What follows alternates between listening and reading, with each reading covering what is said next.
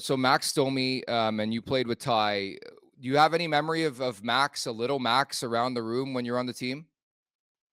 Yeah, he was much smaller then. Yeah, but yeah, I mean, Max would have been, geez, just 2 or 3 years old. He was small guy running around the room, and I certainly remember seeing him. And obviously, amazing how things come all the way around 20 some years later. Yeah, it doesn't take long, does it? When you look back to those series against the Ottawa Senators in the early 2000s, what do you remember was the key to having so much success in those particular series?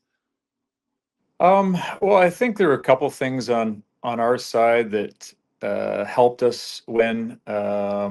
One would be in net. Cujo was fantastic, one of the best goalies in the game at that time, and so he was a large component of us being successful at that time for sure. And I think the experience, the grit, kind of toughness on our side, and the roles that those guys played, the minutes that those guys played. Ironically, the coach of the Sens now, but Travis Green, Shane Corson, Darcy Tucker, they matched up very well. They shut down, the top line or lines of the Sens, really diminished their ability to produce come the playoff time, got under their skin, distracted them. And we just had a lot of experience on our side, whether it be Gary Roberts,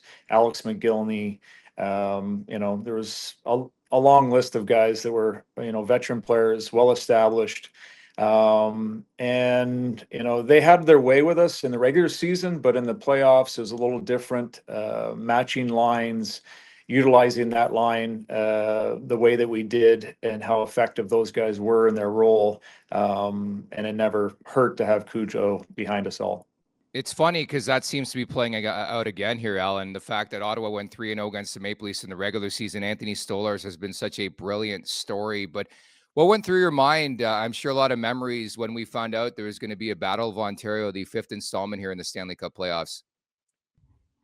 Yeah, no, it was. I didn't spend a lot of time reminiscing, but it was fun to go back and think about some of those series that we had against the Sens. Obviously, it's much more enjoyable for me or for all my Leaf teammates to think back because we're successful. But they were hard fought battles. It wasn't like a foregone conclusion that we're going to win those series. If I think back to 2002. We scratched and clawed our way through the Islanders, probably the toughest series that I ever participated in. Then we had like a day off, and then we faced the Sens right after that, and they had their way with us in game one. We found a way in game two to even the series, and it just kind of went back and forth, kind of like a heavyweight contest, blow for or punch for punch. And thankfully, we were still standing when it was when the dust settled. Not that I was doing much of the punching, but it was. It just it was a lot of fun to participate in. There was a lot of excitement in the city. I remember actually after that game too, having to get an IV. Most of the season I played like 8 or 10 minutes, and then that game I think I played 34 or 35 minutes, something crazy. Yeah, it was quite a turnaround from the regular season for me, in many regards, but in particular with ice time and coming out of the ACC at that point, high-fiving people in their cars and stuff like that. It was a lot of fun to be a part of, period. It was different for me because it was more of a factor than probably some expected me to be, even myself. So. Alyn, you're familiar with Scott Laughton being part of the Flyers organizations for so long. He came here and didn't have the start he probably wanted to. I think people are starting to see a little bit more. But can you tell our listeners, what makes him a player that stands out, and why did he have so much success in his career? And on top of that, what kind of a person he is? Just people I think are still trying to figure out what Scott Laughton's all about. Yeah, I think they'll grow to appreciate exactly what Scott brings to the table. He's a really good person, a glue guy in the room, a guy that's willing to, although he hasn't had a lot of opportunity or didn't have a lot of opportunity with us to display it at playoff time. But I think he's a player type that you win with, that's willing to do the little things that add up to wins at this time of the year, and I think he'll contribute more and more offensively. I'm sure it was a real difficult time for him to transition. Being with one organization for the length of time that he was with them. I know personally that it was difficult when I moved on to the Sharks. It's not like you just snap your fingers and then you immerse yourself in the new team, and you assimilate with the systems and strategy that the other team is going to play with. Now you might have a little familiarity with Craig behind the bench, but at the same time, just getting used to everything, going in different doors and everything else. And I would assume that Lots grew up a bit of a Leaf fan. I know we had a number of chats when he was here, and he reminisced a few times about the 2002 run. I'm sure he's just a little guy at that point. But anyway, there's lots of love. We miss him here. And like I said, I think that the more the playoffs wear on, I think that the Leaf fan base will grow to appreciate what he can offer. In general, I love Swiss Army knife type players. Scott Laughton's that type. He can play anywhere in your lineup. But in general, I wanted to ask you about being a former energy guy in the league and how much pride you took in that role. Even like a guy like Max Domi, like the depth guys and depth pieces are so important, in my opinion, putting a team over the top. But how much pride did you take in being an energy guy in this league?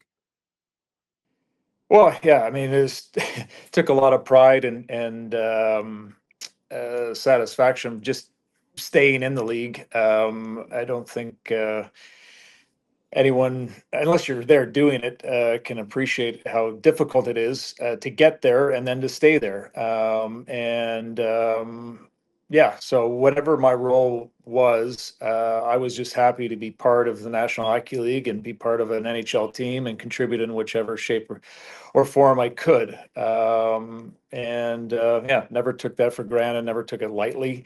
And I think that's probably what makes some of these guys invaluable is they're willing to do whatever's asked of them to contribute in whatever form they can. And I was lucky to be part of a couple winning teams in LA in management or scouting. And the third line can be a very or whatever, just your grinders, your bottom six role guys, your fifth, sixth defenseman, or even seventh defenseman as the playoffs wear on. You get to see why teams are always looking for those players that want to go on deep runs, because they are integral, and sometimes they're the real difference makers. I mean, you look at the cup winning teams in Pittsburgh, and I can't remember what was it HBK line, whatever it was.